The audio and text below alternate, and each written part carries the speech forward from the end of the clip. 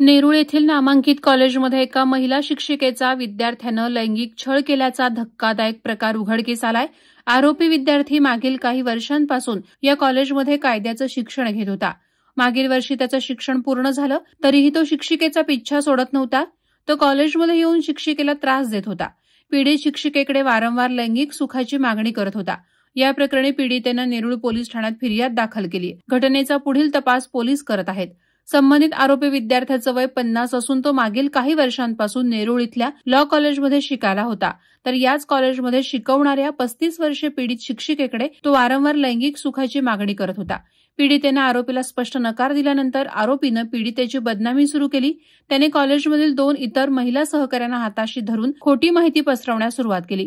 शिक्षिकेविरोधात खोट्या तक्रारी द्यायला सुरुवात केली। यामुळे पीडित शिक्षिकेला मानसिक त्रासाला सामोरं जावं लागलं।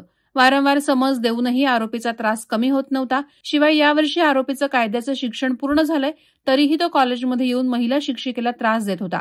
अखेर आरोपीच्या लैंगिक आणि मानसिक छळाला कंटाळून पीडित महिलेनं नेरूळ पोलीस ठाण्यात फिर्याद दाखल केली।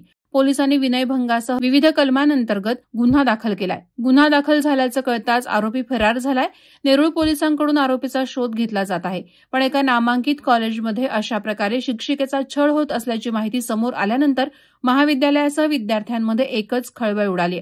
या घटनेचा पुढील तपास पोलीस करत आहेत। वादळवारा लाईव्हसाठी न्यूज ब्युरो, नवी मुंबई।